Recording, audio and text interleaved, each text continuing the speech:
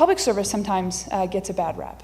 Politicians do and say what they're paid to do at times is what the common theme sometimes we see when we're sitting behind the television or in front of the television, just coming off an election cycle here.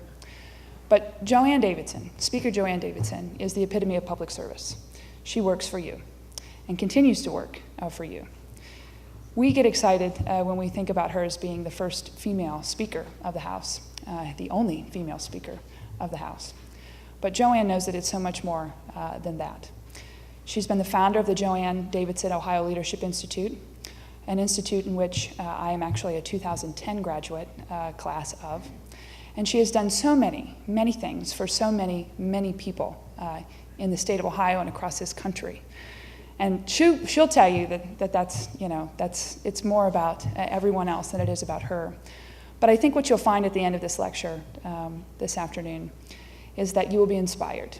You will be inspired to go out and touch others the way that she has touched so many of us in this room. She is an angel.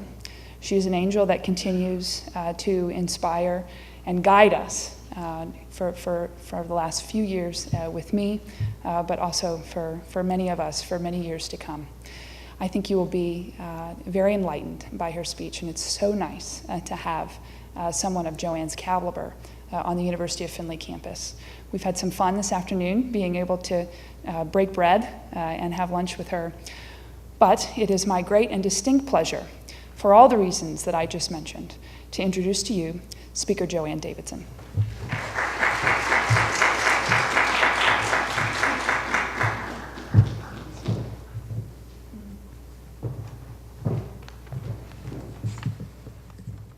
Thank you very much, Mayor, for that nice introduction. I'm just delighted to be able to spend some time today on the campus of the University of Findlay and actually to get a much better appreciation and understanding, I think, of the student body and of the faculty. I had a chance to be in one class this morning and very much impressed with the students that were there who actually were able to and willing to open up a little bit and talk about what their expectations were and what kind of questions that they had. So it's been a great event for me. And at lunch today, we had a chance to meet with some of your student leaders and a number of other students that are active on the campus and hear from them. So, and I'm preparing after I leave here to do another class, actually in communications, so I'm looking forward to this. So it's really a full day. I spend a good bit of time on the campus with my responsibilities as a member of the Board of Trustees. I know we have some trustees emeritus with us in the audience today. I'm honored to have had that opportunity to serve on the board for a number of years, but there you see the university on paper. You read all the good statistics, you talk about what's important to the students, you make decisions that affect the future of the university, but it's in these kind of occasions that you really get a feel for what the culture is on campus and what the student expectations are, and what's nice to know is how proud they are of being students at the University of Findlay. I was asked today to talk about leadership, and the suggestion was to talk about leadership from every angle. And I think from that, the interpretation was I've been in leadership positions in public service, in the Ohio House of Representatives. I've been in leadership positions in the private sector in a number of ways, certainly by my affiliation with both the Findlay Chamber of Commerce, which is the unit that really cares the most about the business community and the economic health of their community, and then later as a member of the staff of the Ohio Chamber of Commerce, kind of building on my experience here in Findlay and having an opportunity to do that. And I've also had an opportunity to look at leadership in the higher education field as a member of Franklin University, which is in Columbus, Ohio, which is a more business-related university. A major part of our student body are night students, and they may take 2 years at a community college and come to actually get their graduate degree from Franklin University. Also, as for 9 years as a member of the Ohio State University Board of Trustees, and for many of those years also here at the University of Findlay. And as I tried to think about whether there are differences in leadership from each one of these angles, I think there are certain things that are more relevant in each one of those responsibilities. The relevance really is to having a general broad understanding of the problems and the situations that are faced by the universities, by the businesses in the community, or as a public servant by the decisions that you are asked to make that affect all of the people of the state of Ohio. But the leadership traits, quite frankly, I don't find, in looking at those from 3 different angles, are very different. I think they're very similar. You can acquire the knowledge of each one of the areas in which you're asked to serve and which you're asked to make decisions, and you hold that trust of taking a vote very seriously on that. And you can acquire that knowledge, but you have to really build your leadership skills, and it takes a lot of opportunities and a lot of different experiences actually to do that. Much of where I have come from as far as what I feel about leadership and to skills to the extent that I have them really started right here in Findlay, Ohio. I was not born in Findlay. My whole family, however, are Hancock County natives, so I was the only one that was born out of state, so I'm a Hoosier by birth, but not by where my feelings are. But we just happened to be living there at the time. Spent a few years in my early years in Atlanta, Georgia, and came back to Findlay. My family came home when my father died very, very suddenly, and my mother, with her 4 children, moved back to what was her home and where her family was for that support. So I came back into, actually into Ohio sort of at that age. That age is a stranger, and I learned to love this community. And so I spent many years in doing that. I got kidded a lot by my southern drawl. Of course, when I was down in Georgia, you can imagine what they called our family, and so words that we probably wouldn't say, but that's what I was considered for all the years that I was living in Georgia. So I come back now, and I'm on the other side of it, so they don't like me very well either, since I grew up in Georgia and I had this southern accent, and some people, quite frankly, were still fighting the Civil War. Now, I'm not that old, okay? But some people, I learned very quickly that we're still fighting the Civil War, so it's quite an experience for me. But I trace all of my really early encouragement and the early lessons that I learned about leadership, frankly, back to my years here in Findlay. And those were very important formative years for me. After I graduated from high school, I was fairly active in high school activities and got an opportunity to have some leadership chances there. And I went to work for the Findlay Chamber of Commerce. And I remember those 9 years because it was just a different, unique experience for me. The gentleman who was then running the chamber was, if I'm ever asked, as people go by and say, well, how did you end up being speaker and who was your mentor? That's who my mentor was, is a gentleman that was heading the chamber then. He was way ahead of his time, I think, in being willing to recognize women and the important role that women could play. He had 2 daughters. I always thought that that was important, and they were both strong women. But he really did give me, as a young woman, many opportunities to learn, many opportunities to continue some educational training, but also exposed me then to taking responsibilities that, quite frankly, at that age, I might not have been quite qualified to do. But it was the trust that he placed in me and the good teaching that I had about how to handle yourself in these situations that stay with me today. And it really was what built to me, I think, my interest in public service. There would have been no other reason. I did have my family that lived here, was a little bit political. My uncle was a former deputy sheriff, so I'd been exposed a little bit to that. But I really got exposed to it in a different way. And I know that the mayor would appreciate this because I learned very quickly that the well-being of a community is totally dependent upon actually the continuity of the leadership in a community and their understanding of the importance of where politics comes together with business and how to manage that. And I think Findlay, Ohio is a community that has done that better than other communities in which I have been very actively involved. As Lydia said in my introduction, I spent 10 years on Reynoldsburg City Council, which is a city that I still live in. And that was good training too, but I just have to harken back to where I really learned how important it was for these groups to work together was in my experiences here in Findlay. It takes, I guess, as I go through some of the sessions that I have with the members of the Leadership Institute, women who are trying to help build their self-confidence and encourage them to be involved in public service, it's something that has always been, it's sort of like the Boy Scout pledge, be prepared. I think for women particularly, it is, for everybody really in leadership, it depends upon how well prepared you are. My survival in the early days, in which I was obviously in the political world and the public service world, was always going into a meeting feeling that I was as well prepared as I could be, and generally finding myself that because I had taken time to be prepared, I could carry the argument on a particular issue.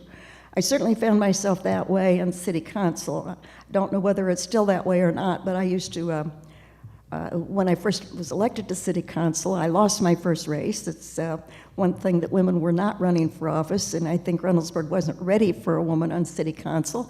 But I ran again in 2 years and was able to be elected. And so when we first started to organize, nobody wanted to be chairman of the finance committee because it took a lot of work. And I understood that. I was not working full-time. I was raising 2 daughters. And so I volunteered. I volunteered to take on the chairmanship of the Finance Committee, and probably one of the best decisions I ever made because I got 10 years of education in local finance and government finance. This served me extremely well. Then as a member of the Ohio House of Representatives and as a member of their Finance Committee. And so I've always basically said, take advantage of every opportunity. This is particularly true to the students that are in the audience today.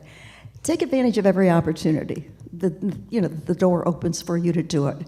You may think, I don't know that I'm really interested in doing that, but what you find is every time you try a new experience, you figure out, first of all, what you don't want to do, but you can identify what you do want to do, and you grow by that experience. You go by challenging your own leadership skills in doing that. So it's something I feel very strongly about.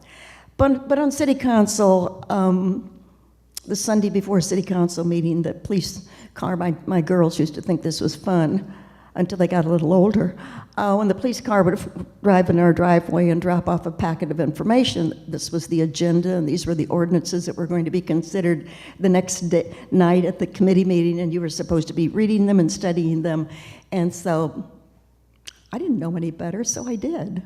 I opened the package and I looked at it, and if it was a rezoning or if it was an annexation or whatever it was, I'd usually get in the car and drive around and take a look at the property and try to do my homework. Well, I learned very quickly on Monday nights when the majority of the members of council unsealed that envelope at the table. So it didn't take me long to figure out that if I did my homework, if I did a little bit of research, I could have a much better opportunity of carrying the argument if there was going to be an argument about which direction that we needed to go. And that's something that I have practiced through all of my years in various leadership positions, wherever I have had an opportunity to do that. To try to get as much information as you can, to not assume. Assume is a word that should not be in your vocabulary at certain times. Don't assume that you know what you need to know about that. And I got burned a few times. I got burned a few times on rezonings where people would appear and give you these beautiful pictures of what they were going to do on this property if you just granted the rezoning to the property. And 2 years later, when you would drive by, you could see that there was not anything that they had committed to do that was done. So I began to treat those things differently with expectations that if you're going to give someone a privilege, then they have to live up to their part of the bargain. So that was my early training, frankly, in leadership. And also I learned to, really in many instances when constituents would call you and they'd be angry because the dog was barking next door or the garbage hadn't been picked up, and don't ever fool yourself. Those are the issues that make a difference to individuals. What's the closest to their home, what's happening in their neighborhood, whether people are mowing their grass, whether they're controlling their animals, whether their garbage gets picked up on time, and whether the snow gets plowed off in front of their house. Those are the issues that are important to constituents at the city level. And so once you recognize that, they really only, they want you, they'd like you to be able to do something about it. But if you can't do something about it, I wasn't the mayor and I wasn't the safety service director, they just wanted you to listen.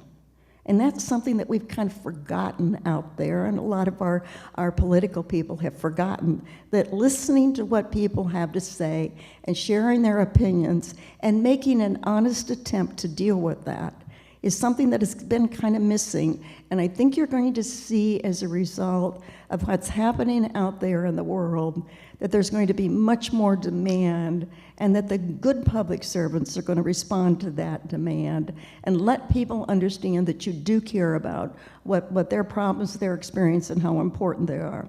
So I think it is, you never want to, again, back to assume that you're the smartest person in the room, because you usually are not. And so once you get away from that expectation and just honestly try to find out about things, it does make you a much better leader, and it gives you an opportunity to actually to defend your position. I'm going to have an opportunity in a week or so to speak to the newly elected members of the Ohio General Assembly. I do this every year when they have an orientation program, and it's going to be able to, what I used to tell the members that would come to me personally for advice. If I'm going to take a position in a piece of legislation and take that vote in the Ohio House of Representatives, you take that vote, it's recorded forever, okay? If you're going to take that position, ask yourself, would I be comfortable in standing up in front of the constituents that I represent and explaining why I made that decision? And if you can't say yes, then you shouldn't be making the vote. You have to be convinced that your reasons for doing it are logical and they are real, and that you can defend it before your constituents. I think that the other thing that I talked to the students a little bit about in the marketing class that we did this morning was about really getting to know people. It's sort of a talent out there in our busy worlds. How many people do you pass on the street that are not looking up? Surprised more of them don't get hit at a crossing. They're texting, or they're doing Twitter, or they're checking their messages, or they're making or they're trying to make a phone call. And so we've kind of lost that talent a little bit of making, getting to know people and really get to know them. I told this story, which I think is so true, because they were asking about, how can I be a better manager? How can I identify good skills out there? What are the kind of things that help me to understand how to interact with people? And it's just that you need to get to know people. You need to have a personal interest in them. And I told them that you can make great relationships on this campus. You can make great relationships with the faculty, with the administration, and with your fellow students. And those relationships are going to mean a lot to you in the future. They may open some doors for you that you don't even know now that you want opened. They certainly are going to be people that can guide you where to go if you're at a point in your career that you don't know what the best smart move is for you to make. You certainly are going to go to them and say, gee, I have this opportunity. Could I use you as a reference? You want to be sure that they've got, you know, a good memory of what kind of a student you were when you do that. I write letters of recommendation. I think probably many of your faculty do, on a weekly basis, trying to help people to get situated and where they want to go. But I think they just, it's this yearning for people to get to know each other a little better than we are doing right now. And I think it's especially important in leadership. We have this tradition in Ohio that when a member of the legislature is leaving, that they have an opportunity to be recognized on the floor and to say goodbye. And you know, I've often thought we should reverse that and give them an opportunity when they're joining the legislature to say hello and to tell you a little bit about them. Because I've listened to those speeches through the years. As I've listened to them, I've thought, I could have been a better leader for that person had I known some of these things at the beginning rather than knowing them at the end. But some kind of what life experiences they had had, a little bit more about their family, what they really wanted to accomplish when they came into the legislature. And I think that's the thing that I'm stressing now, because sometimes we have it backwards. Sometimes we only learn that when somebody who we think is a really good employee and we'd love to keep, and they come in to tell you that they have another position, that they're going to be leaving. It's too late then, really, to understand what their expectations are and to show some interest in them as individuals. One of the things, the questions that was posed to me is, has my leadership style, such as it is, changed over time? Some, but not a great deal. Really, my leadership style began when I was doing volunteer work. I was a mom, 2 daughters in school, doing what mothers do. When I was here in Findlay, I was a campfire leader. When I was there, I was a Girl Scout leader.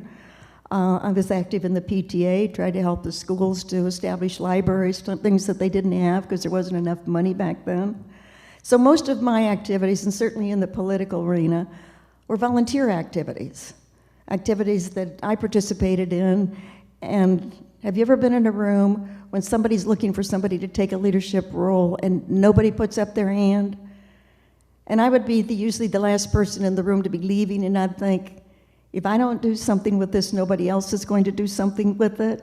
And if I thought that it was a worthy cause, I would usually say, I'll step forward and try to and give it a try. I don't know whether I can do it well or not, but you end up doing that in volunteer leadership a lot. And then you have to inspire people to work. You can't order them to work. So my leadership skills were built that way, and I think that still affects a great deal of the way that I use my leadership skills. It certainly prepared me for being Speaker of the House, because when you're Speaker of the House, you lead your caucus. That may be if you're in the majority, and I was minority leader as well as majority leader. It's everybody that's elected under your party's, identification, and you try to build them into a group that can work together, that can understand public policy together and make good decisions. They don't work for you. They're independently elected in their own district by 100,000 plus constituents, and they send them down there.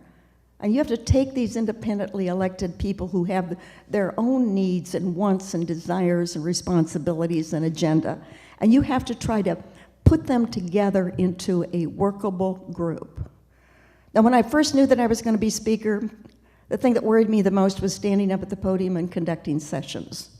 Because there's a lot that goes on in a session, there's a lot of things, traditions that you have to remember, there's a lot of orderly things that you have to do to meet the requirements of the Ohio Revised Code and the Constitution, and I thought, I will never master all of those.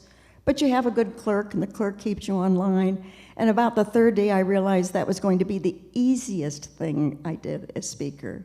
But it is challenging, because just like today, I'm at the podium, and I'm all by myself. And up there, if you've been in the Ohio House of Representatives, you will notice how the podium is built. You're up there, you're all by yourself.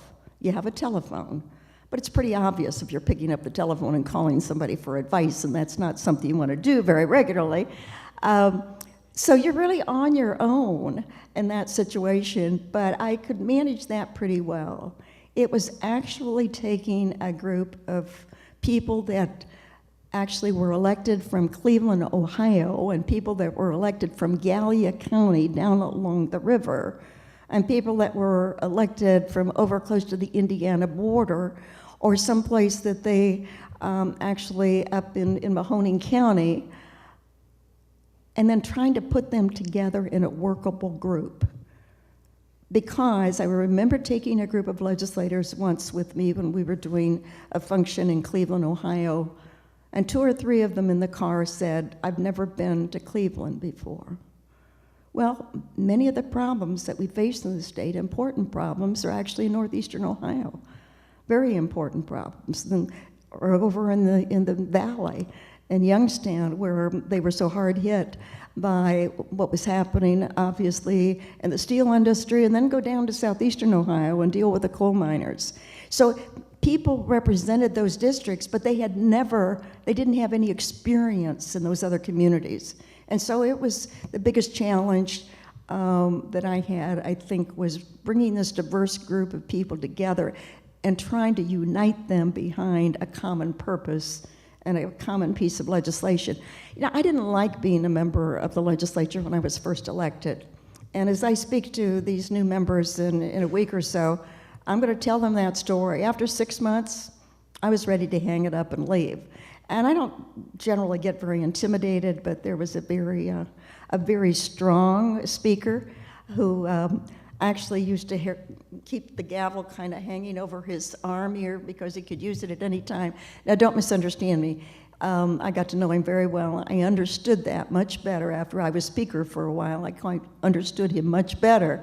But he was intimidating for me.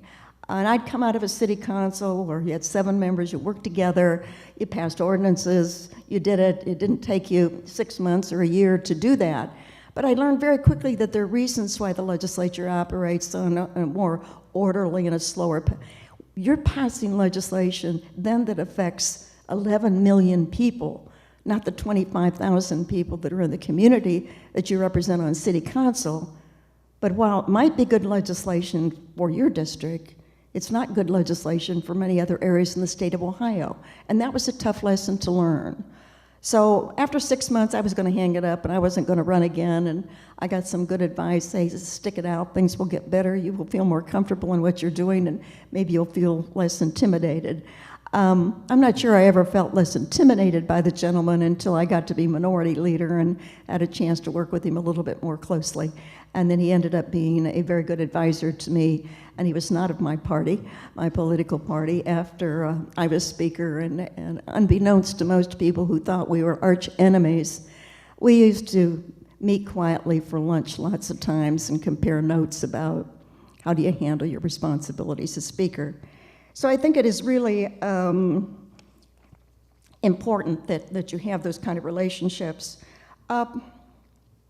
You have to also, and I was having this conversation, I think, with the mayor a little bit earlier, and this is hard for a woman. You have to be a strong leader. People are not really kind in how they categorize people who have strong leadership skills, and so you had to be a strong leader, but not appear to be a strong leader, if you can understand what I mean. And I had a big headline the morning after I was selected as speaker, and it basically said, is she tough enough to be speaker? And that's obviously like throwing down the gauntlet in front of you and saying, I didn't want to go out of my way to actually illustrate that I thought I was tough enough to be speaker. I well knew as a woman that if I fell flat on my face and my responsibilities as speaker, it would be a long time before another woman would be given another opportunity. And I left the speakership at the end of 2000, and we were about to roll in 2015, and there's still not been one, which I'm beginning to worry about whether I was that bad that no other woman's going to be given a chance here in the future, but I think that will come. That will come eventually. So I really didn't have, I didn't give it much thought. I couldn't do much about it. The media is going to take their own positions, and I thought, I'll just do my job and let them draw their conclusions.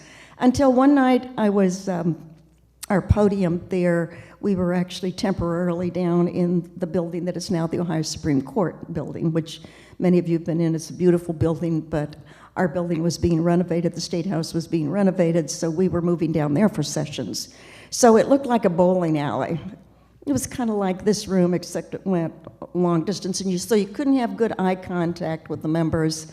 And we were in a very difficult situation. It was the first budget that I had taken through. It was the first budget that Republicans had to pass in 22 years, and it was a difficult session. And so I was trying to suspend the rules, and I couldn't get enough Democrat votes to give me the votes to suspend the rules.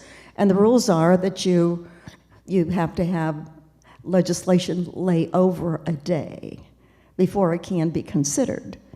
And so we were timetable-wise, we needed to get the budget done, so I just adjourned the session at about 11:45 p.m., and I reconvened it at 12:05 a.m., which we were in the next bill, and things got pretty disorderly. Well, you have a thing on your, on the podium that identifies where each person sits so that you can turn their microphone on or turn their microphone off, which is a good way of controlling what happens on the floor, if you're alert enough to keep an eye on it. And it was covered with glass, and it really did get rowdy, and so, one time you have to show that I'm going to control this session, so I whopped the gavel, the glass broke, it flew all over down the neck of my clerk who was standing down in front of me, and all over the front, and you know what? I wasn't proud of doing that, but nobody ever asked me if I was tough enough after that to actually run the Ohio House of Representatives. And my clerk will still remind me of that because he's still working around the legislature right now, but it was too bad that I had to go to that extent to show that at least I had a heavy enough hand on the gavel to control the session. Once you let it get out of control, you're finished from there on as far as that. I think my leadership style has become more inclusive, however. And I've learned that the hard way. I think we had a little discussion of that earlier in relationship to women leaders. I think women leaders tend to be more inclusive, but I needed to be more so. I needed to reach out to broader groups of people and take those into the consideration and have discussions with those. So I think that that's something that is definitely improved, I think, as far as my leadership over the years. Has the notion of leadership changed over time? Not really. I think what you heard a lot in these last 6 months of political debates, and I think what is very true, and it doesn't pertain to any either political party, it pertains to both of them. I think the American people are yearning for strong leadership right now. I think that sometimes they yearn for strong leadership, and then when it happens, they don't particularly like it because there's no easy decisions out there in public policy right now to make. They're all tough decisions. And so I think you have to understand as a leader that if you're going to make the decisions, if you're going to make the tough decisions that need to be made, not everybody's going to like you. And some people, it's very hard for some people. They really would prefer that everybody likes them. I guess we all would as human beings. But if you're going to be a strong leader in today's world, you cannot do that. And I think that they, right now, I think you see that they're questioning whether or not we have strong enough leadership in certain places, whether they want more strong leadership. It's not just on the national level. It's on the state level. It's on the local level. It's every place. And I think it is very hard as you go into being a leader to start out on the fact that you want somebody to say, I want y'all to like me. I think what you should want is you want people to respect you, whether they like you or not, whether they even agree with your decision or not. You want them to respect you as a leader, that you've given appropriate consideration, that you've let everybody have their say, that you've tried to make the leadership as fair as possible and the leadership structure as fair as possible and the process as fair as possible. But when it's said and done, there has to be a conclusion someplace, and you have to come down on what you think is the best thing for your constituents, or the best thing for your city, or the best thing for your county, for your state, or for the nation. And I think that this is it's very difficult now, and I think we're struggling a lot with that. You heard enough debate in the last few weeks and political ads that you don't want to hear another one. So hopefully this will go away for a little while, but it won't be long before it revisits us, and that's what people, I think, are going to be looking for. I think it is one of the things I always tried to do, and it didn't make any difference what position it was, that when a meeting was over, for people to feel that they had been treated fairly. And part of being treated fairly is everybody has an opportunity to say their piece. When I first started as leader in the legislature, public debate among the members of the House was not very extensive. I mean, you could get the if you carry a heavy gavel, you can get the work done and complete it and leave, but you're leaving a lot of people very unhappy because they didn't have an opportunity to present their viewpoint, whether it was in support or whether it was opposed to what you were doing. And I think that is what you try to do if you've got good leadership skills. And this is the same thing as that if you're not leading a political body, but you're leading a company. You want to listen to all of the things that are said out there, but you're the one that has to make the decisions, but you want people to think that you've done it in a fair and a respectful way. I'm going to leave some time here for some questions, but I'm going to close with just a few other comments. It's important to select the right leader, and I don't really have any clues. A lot of us do this by instinct when we have to make a choice in that situation. And there's an interesting book that was written a few years ago and about why do we always select the wrong leaders. It's something you might want to read because it's funny, because it does tell you something about us on doing that we don't seem to get the right leader and on the right bus and the right seat on the bus at the same time to get us where we want to go. And I think that there are a lot of reasons why we do that, but I think how we choose our leaders is something that we need to give more examination to. The Leadership Institute and some of the things that I think are primarily important there, we try to do leadership training, we try to do encouragement, try to do actually just support. But as importantly as anything else, what I've learned out of there, it is the relationships that you build in that Leadership Institute that are the most important thing. People like you, people who have some political ambitions, people who want to do good public service and their heart's in the right place, don't know how to do it, don't have enough self-confidence, aren't willing to take the risk because it's not risk-free out there in the world. And it's very hard to do that. One of the things I started out with, and I want to mention as I get ready to close, is that the real power that you have in leadership is knowledge. Now, if you don't have the skills to which to share that knowledge or to guide the discussion or to be inclusive, it makes it more difficult. But I still go back to the same thing, that if I feel that I'm prepared, if I feel that I've looked at the study, if I walk into a meeting, I have a heck of a lot more self-confidence in getting the right situation than if I feel that I'm not.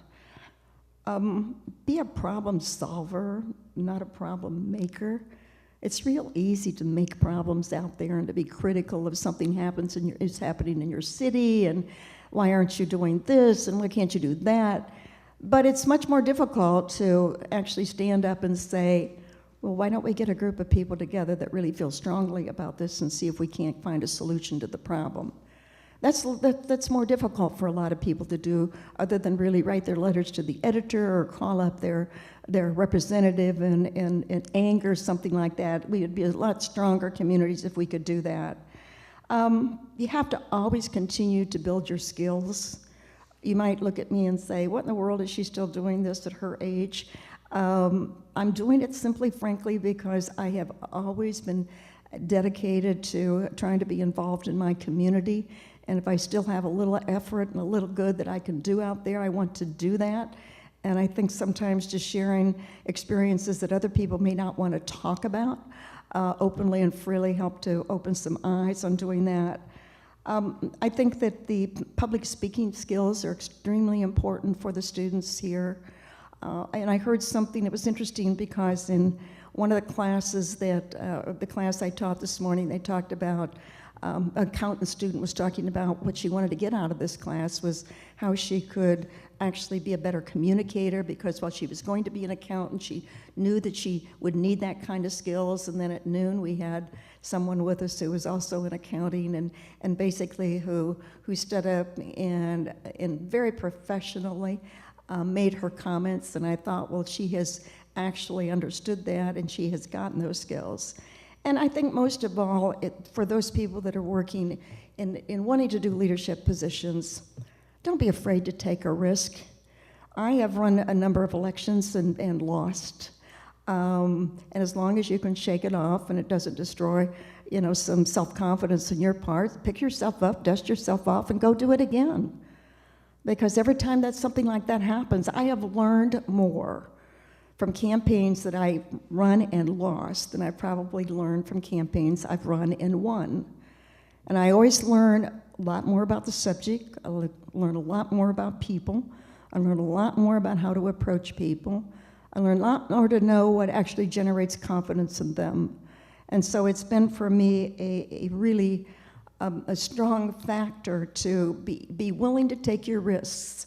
I've taken some pretty big risks in my life at a time when I probably shouldn't have taken them, when I had some responsibilities that were really important, and yet I couldn't talk myself out of not taking the risk. I thought the benefit of it would really overcome the risk that I was taking to do it, and fortunately for me, those risks have turned out to be very helpful. But I want to go back to what I initially said, and then I want to come down and listen to some of your questions. I initially said that my feeling about leadership started right here in Findlay. And my early impression came from the strong leaders that I was exposed to as a chamber employee. I used to get to sit in on the board meetings and just be sort of the person, little mouse in the corner that was listening to the conversations but understood the importance of the discussions that they were having.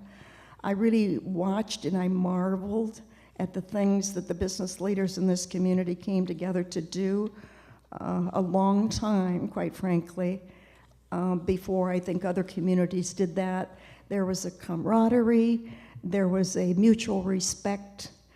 The mentor that I talked about was, he was a gentleman that was not an Ohioan, actually he grew up in Montana. He was a big Montana guy. If he'd have put the cowboy hat on, he'd have looked right, you know, in his role. But in Findlay, obviously Findlay's not a cowboy town. But he understood economic development long before other people did it. And so when he would be going in on an early flight in Chicago, he would take a stack of then it was called the Republican Couriers with him, and he would leave them at a newsstand in the hotel wherever the meeting was going on, and people would be amazed that you could pick up a copy of the Findlay, Ohio Republican Courier at the newsstand in the Chicago hotel. And he would do that simply to publicize the city. And I remember that he had this, you know, the property I think is certainly still out there and being used, and it was out on North Route 25. And he had the idea that the only way that Findlay was going to grow as far as bringing, and that you had to diversify a little bit, that you can't always just count on Marathon Oil and Cooper Tire and Rubber, and he wanted to see a more diversified economic base. So he went out and he got these business leaders, all of them pitched money in a pot. And we went out and bought a piece of property out there, and we developed the piece of property. We put water lines in and sewer lines and road improvements and access. And then we started marketing that piece of property out there to different companies that were looking for communities in which they could come, and you offered it to them. The property was there, and you were going to contribute that as part of the economic development package. And probably nobody, I saw Frank come in back there, but I don't think Frank will recognize his name either. It was National Automotive Fibers Incorporated that came down from Detroit and built the very first plant that was out there at a time, and they had the governor in, and they did the ribbon cutting, and it was putting Findlay on the map. And actually, he did it simply by using just his instincts and good leadership, but it wouldn't have been possible had not the business leaders of this community, who have always worked very well together. And so I believe that still exists in this city, and I will treasure the experiences that I had in this city and the beginning that it gave to me for the rest of my life, because I think this is just such a great community. Now, I was told that I could do some questions for a little bit. If there are any questions out there, I would be more than happy to answer those, either about what I've talked about or things that I haven't spoken about. So that's... Thank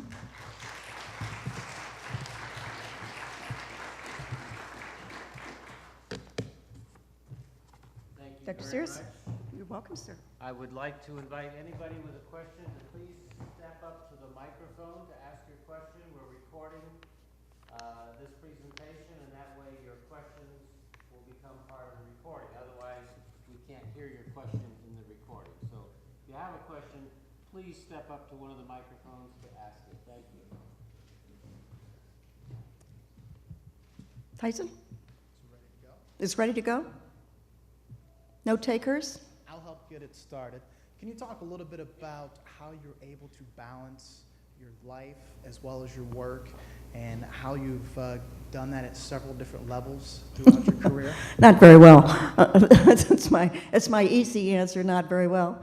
I mentioned that I have 2 daughters, and I made the decision when I first started having children to try to at least be home with them for their first 18 years of their lives.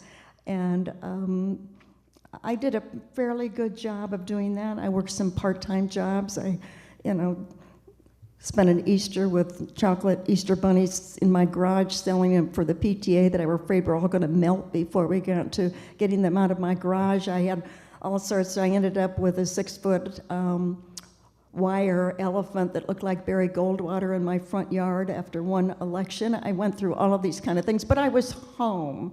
Now, if you would ask my 2 daughters, was your mother home in the evening? Did she fix dinner? Blah, blah, blah. Were you taking good care of them? They would say, well, she was home and she was cooking, but she had the phone tucked under her chin the whole time she was doing it. There was probably some truth to that. But I was doing things in the community, and I tried to balance them. It was much more difficult, but they were older when I became a state legislator. It was much more difficult at that particular time to have the kind of work, home balance that I think is important. I would just basically say I would not be a good example of the best ability to balance that, but I felt very strongly back then for taking care of my children, in their early age, in their formative years. And I remember when I was going out and knocking on doors for my first campaign, the majority of the people, not the women, but usually if the man answered the door, he would say, why aren't you home taking care of your children? I wanted to say, bit my tongue a little bit, I am, because I tried to make that my first priority. But as they grew older and I had a little more flexibility, I don't do a real good job of balancing home and life. But that's just one of those things, and I would not, I'm a workaholic, I would not recommend that you follow my guidelines on doing that. Other questions? You mentioned a difference between the motivational leadership where they don't actually work for you Mm-hmm. and the leadership for the people who work for you. What did you find worked the best when you had to motivate people to work for you? Well, I would try to get them to actually buy into whatever project we were doing. Were we trying to, do a book drive to get people to donate books for a library in the elementary school? I'd try to get them to buy into that and do your first recruiting of people that are volunteers that would buy into that. And then they would be great about bringing other people with them to do that. So you try to have them have an interest of it, to be part of it, to be, to feel like this was their opportunity to do something for their community. And then sometimes that's hard to do. But so it takes leadership skills. They like to be a part of a group. And so if you make it a fun experience for them and they feel part of the group that's doing it, then you will get that kind of dedication. I used to teach a class for candidates on the care and feeding of volunteers, because in political campaigns, if you don't have a good group of volunteers, you're not going to be very successful. But there's a technique to doing it. You had to make fun activities. You had to thank them. I used to just, if I'm doing something as a candidate and I have a group of volunteers, I'm going in, I'm pulling up a chair, I'm sitting down, I'm folding those invitations, I'm stuffing them in the envelopes, I'm doing what I'm asking them to do. And I've always had that as sort of don't ask somebody to do something that you're not willing to do yourself. And I think if they understand that if you're kind of leading this effort, but you're doing the same thing that they are doing, then I think they're much more willing to be a part of it. So you make it fun, you take care of them, you thank them, you recognize those people that are making the extra effort to do that. And I think that's very rewarding for them, because something brings them to it. Something that is kind of say, you know, somebody will say to me, well, how do I get involved? How do I get involved in camp? I said, let me tell you, there's only one thing you need to do to get involved in campaign. Just show up. Don't wait for somebody to invite you to come. If you really want to do something and you're really interested in it, and I said, by the third time that you show up, they're going to ask you to chair something, because good volunteers are hard to get, and they'll work their hearts out for you. Good employees are hard to get, and they will also work their hearts out for you if you treat them the right way. Thank you for the question. Anything else? Yes. Yeah, I'm just kind of wondering, reflecting and recollecting all your past experiences, what's the advice you would give, the most valuable advice you'd give to Findlay students who kind of started here at the same roots that you have? I guess probably some of the basic things that I mentioned, and thank you for that question, is take advantage of every opportunity that there is out there. I know you've got some great opportunities here to do volunteer internships or paid internships if you get lucky. Look for those opportunities depending upon where your interest is. And, you know, wherever your interest is, whether it's in, you know, marketing and communication or whatever the field is, look for special opportunities to broaden your experience on doing that. But you learn something by everything that you do. And I always, you know, people say, well, I'm not really interested in that. Well, I've done a lot of things that I'm not really interested in, but I learned something from every one of them. And not only that, I built friendships and relationships, and I learned what I didn't want to do, you know, for the rest of my life.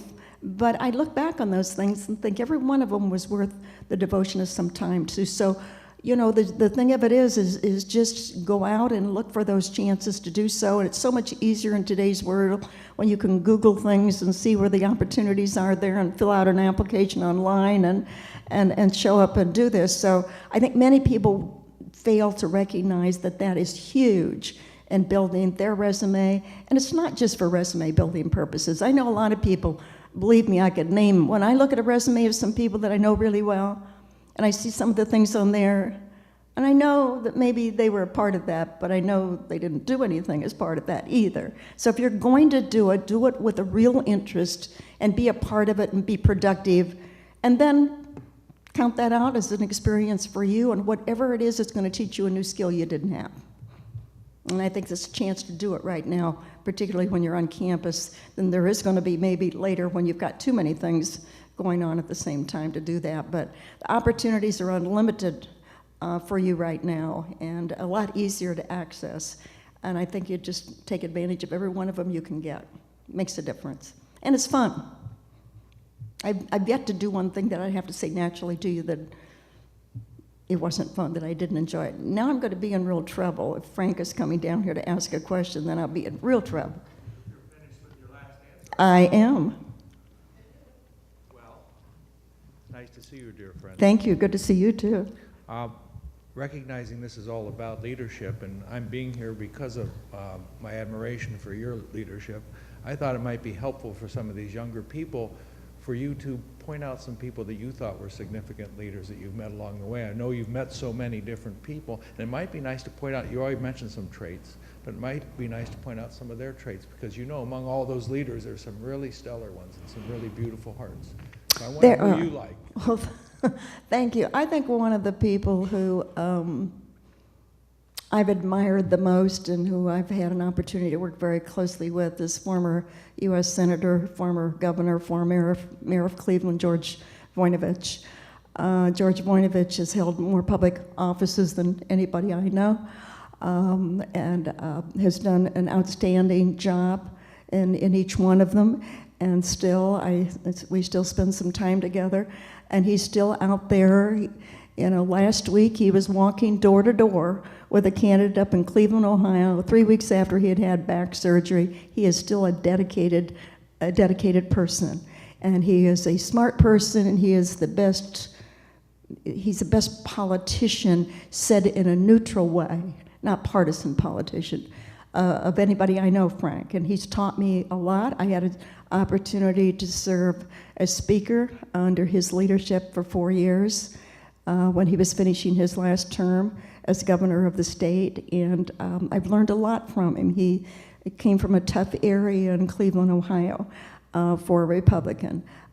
He gave up the lieutenant governorship of the state of Ohio to go back at the request of the business leadership and become mayor of the city of Cleveland after it had faced its default on its debt and was at its lowest ebb in its history of the city, and he helped it recover and is extremely proud of that right now. But he is somebody that I look to for political advice. I have been very close to our current governor. I've known him since he was probably 25 years old.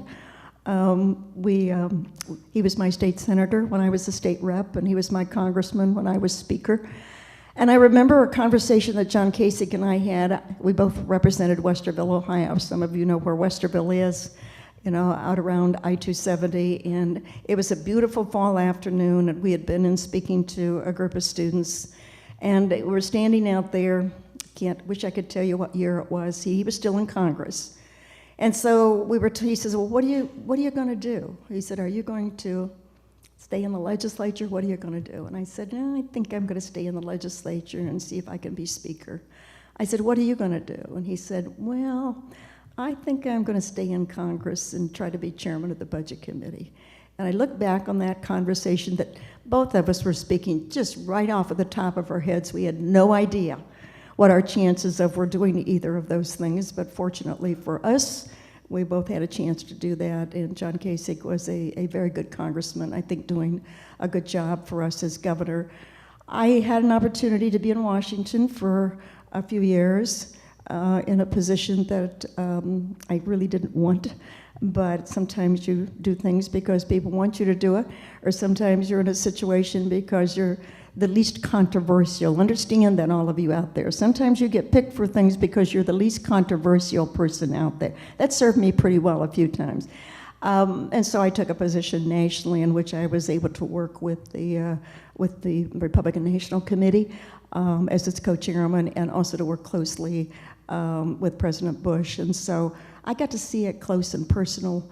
It's a tough job, and we can watch all of our presidents on television and see how they age. It's a tremendous responsibility, and I don't care, who it is. It's a big responsibility to do that. But I had great respect for the president, and I've also had an opportunity now to work with John Glenn, our former United States senator and astronaut in the Glenn Institute at the Ohio State University. And John and Annie Glenn have been great patriots, great leaders. They established the Glenn School for students that have an interest in public service. He feels very strongly about that. And I invited him to come and speak to a joint session of the legislature after his second orbit. And I remember he said to the collected group out there, public service is still a respected profession in this country, and he certainly has demonstrated that. So I've been very privileged, Frank, thank you, to really have some exposure to a lot of other great leaders out there, but there's just a few that come to mind. Thank you for the question. We're out of time. Tyson, are you blowing the whistle here? Sure. One last question? Sure, right here. Gaming Commission. Well, somewhere that we had this question at noon today, that I am the chairman of the Ohio Casino Control Commission. Now, I don't like casinos. Okay, I didn't vote for them. I think the Ohio voters, and I respect their choices, but it wouldn't be a choice that I would have made. I campaigned against them. But the constitutional requirement basically says one member of the commission has to be somebody that didn't support the issue. So I didn't support the issue. I know nothing, or I knew nothing, let me go put that in past tense, about casinos 3.5 years ago, but the governor asked me to take on the responsibility, and it's just proving you're never too old to learn. I can give a fairly good speech about casinos right now from my 3.5 to close to 4 years now experience. And my dedication and the staff that I've put together, our dedication is to be sure that the citizens of Ohio who supported this get a fair shake, that they're operated legally, obviously, and safely for people who choose, obviously, to visit the casinos. And it's been a real learning experience. out there for me, and hopefully, I know I've put together a great staff. Hopefully, we're fulfilling our obligations to the citizens well, but not something I ever dreamed of doing. And people look at me and say, "What in the world are you doing regulating casinos?" Well, you know, I guess if the governor asks you to do something, you do it. And he probably like, put me over there, and I don't have to worry about her. Okay, she'll hopefully she'll do a good job. And I think so far, only because, and for all you management students that are still in the audience, only because I've been able to put together a very, very qualified staff, and that's the key to doing many of these things, is the people that you pick to run it, who have the total confidence, obviously, in their ethics and how they operate. And so fortunately for us in Ohio, we've got them up and operating. They're providing, over 6,000 jobs. They're generating revenue for cities and counties, and in the state. I still don't like casinos. Okay. On that note, we'll end. Thank you very much for being here.